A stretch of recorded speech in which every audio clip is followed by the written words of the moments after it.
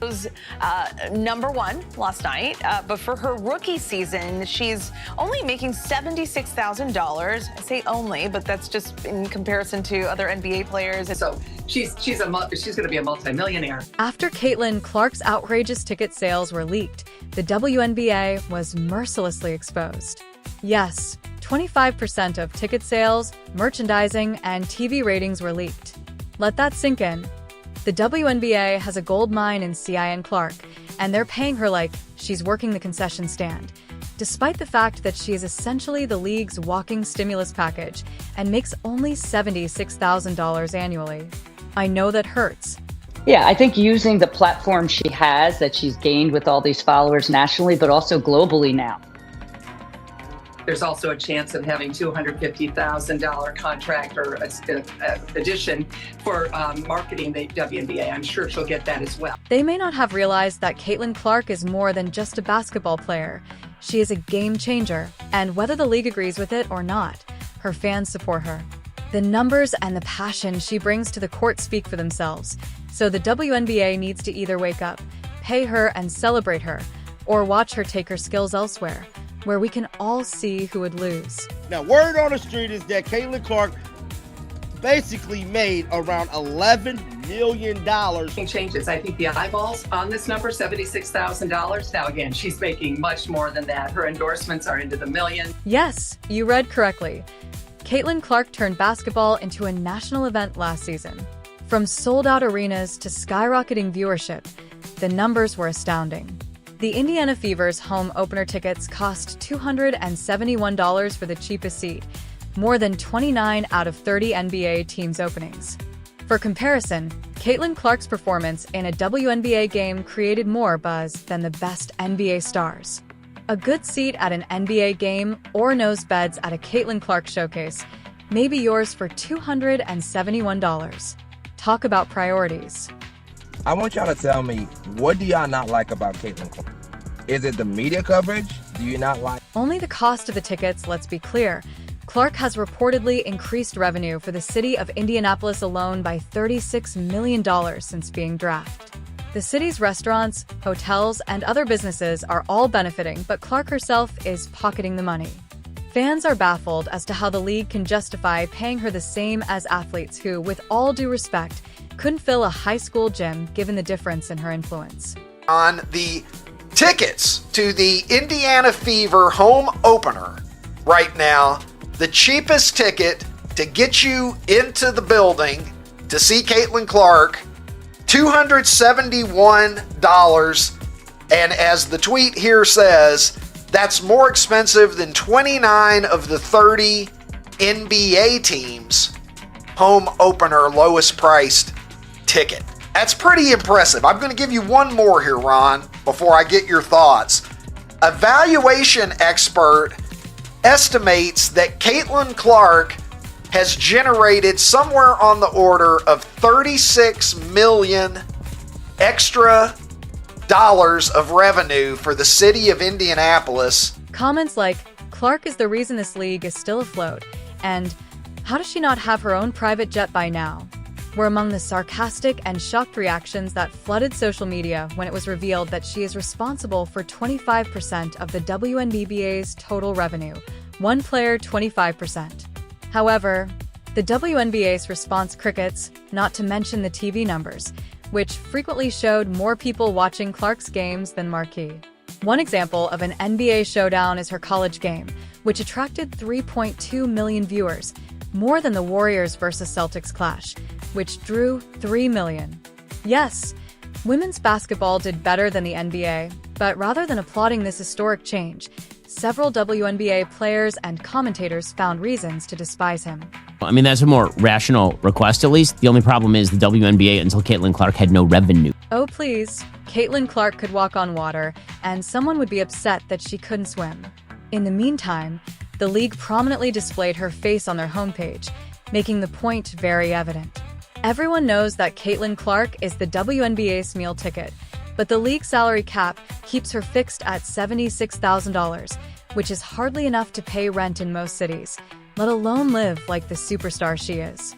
Fans are furious and demanding a change in player compensation, arguing that Clark's contribution goes beyond statistics and that it is about elevating the WNBA in ways that no other league can. She obviously spaces the floor for us. She makes tough buckets. She gives us another option on the floor to run our off-ball screening action for. She gives us another player that can play with the ball in her hands in the two-man game. She just has a really high IQ and understanding of the game. Even though they don't seem to fully understand it yet, the WNBA is fortunate to have Caitlin Clark despite the hate. Whether it's draining logo 3ES, threading impossible passes, or rallying her team in clutch moments, she delivers every time. As the league prepares for another season, the question isn't whether Caitlin Clark will continue to dominate, but rather whether the WNBA will finally step up and treat her like the superstar she is because, let's face it, without Clark, the league wouldn't just lose revenue. It would stop beating. And she was drafted by the Fever. It's time for the WNBA to wake up, pay Caitlin Clark, celebrate her, or watch her take her skills elsewhere because she doesn't just play basketball. She changes the game, and whether the league likes it or not, the fans are rooting for her. The numbers and the passion she brings to the court don't lie. Let's get right to the point. Caitlin Clark's debut season was a complete sensation, encompassing more than just basketball. As if it were no great issue, a rookie straight out of college was able to piggyback 25% of the WNBA's ticket sales, retail revenue, and TV viewership. The league that has been fighting for decades to gain widespread recognition finally had a golden goose. And surprise, surprise, it was Caitlin Clark. However, rather than giving her the recognition she deserves, they gave her a rookie contract worth $7,653 follow, which is less than what some college students earn from peddling coding apps they built in their dorms. The salary gap between male and female athletes are shameful. Clark, it's bigger than TV. Let's not even discuss the cost of tickets. People were paying hundreds or even thousands of dollars to watch Clark play in a single game, and the courtside seats were selling for NBA-level prices. For the finance novices, it's not just hype, it's a return on investment. Although the men's championship game couldn't even reach 16 million viewers, the NCAA Women's Championship game with Clark attracted 19 million. Let's keep acting like her influence is comparable to that of your typical rookie. Doesn't it make perfect sense? The WNBA's salary disparity is absurd. Let's dissect it. The total of $338,500 for Clark's 4-year rookie contract seems like a lot.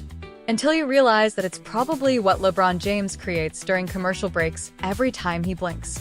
Before they ever play a professional game in the first round, NBA rookies frequently sign deals worth millions of dollars. NBA picks are landing deals of at least $50 million, but really, Caitlin should be happy with her peanuts since she gets to be seen and has the opportunity to advance her career. Her big thing is to be ready for the WNBA season. And people are like, why? She's only making $70,000 in the WNBA. What is the point of her worrying about that league rather than trying to push for other leagues and other ways to make more money? Even Angel Reese, another well-known figure in women's basketball, has attempted to claim equal credit for increasing the league's popularity, but statistics don't lie. This is where things get even better or worse, depending on your tolerance for nonsense. Critics love to minimize her impact, acting as though the WNBA's growth should focus on everyone, not just Clark. The argument goes that focusing on one player doesn't help the league in the long run. Yes, inclusivity is a nice sentiment, but let's not fool ourselves. Caitlin Clark is turning the WNBA into must-see TV. Sales of Clark's jerseys are skyrocketing. You can't fake that kind of celebrity power when she's on the court, as arenas are full and TV ratings are extremely high. She is hotter than fish grease right now when it comes to making money. That's why she didn't have to do the Unrivaled League. That's why she didn't have to do none of the stuff they wanted her to do during this offseason for the W. W placed this in 305-317, but the NBA has not responded. No reform fans are pleading with the league to update its pay structure, but nope, let's stick with the same antiquated system and risk alienating the very players and fans who could keep the league relevant. It makes you wonder who's really in charge, doesn't it? The NB, for its part, seems to understand. There have also been no changes made to the salary cap or creative solutions to reward their star player, who is essentially carrying the league. She received personalized sneakers from Kevin Durant. Steph Curry received praise from the people. It's almost laughable that other players have potential, but let's not pretend that anyone else is selling out arenas or drawing in 19 million TV viewers. That's not potential, that's reality. While basketball legends are practically lining up to sing her praises, the WNBA's response to her is, at best, lukewarm. Instead of applauding her, some people are criticizing her play, acting as though her success is a fluke or that others are equally responsible for the league's recent buzz. Let her spend her money, enjoy her life, and get more. The WNBA wants to act as though its success is the result of collective growth. But let's face it, Caitlin Clark is driving the league forward. Without her, those TV ratings plummet, those ticket sales plummet, and those merchandise profits evaporate. The league should be going above and beyond to keep her happy rather than sticking to antiquated pay structures that scream we don't actually exist. Clark's influence extends far beyond the court. Young girls are picking up basketballs because of her, and brands are lining up to sponsor her because she's brought confidence and a difference that hasn't been seen in decades. What you can see here, she's likely not worried about a rookie contract. Fans are aware of this absurdity. People are calling for change on social media, pointing out the ridiculousness of her pay in comparison to her impact. It's not just about fairness, it's about business. You don't underpay the person who is responsible for your survival. That's not just bad optics, it's bad maths. However, it appears the WNBA is too busy celebrating its incremental growth to realize that the league is playing a risky game. If they don't adjust, they risk losing not just Clark, but the momentum she has created. PLA.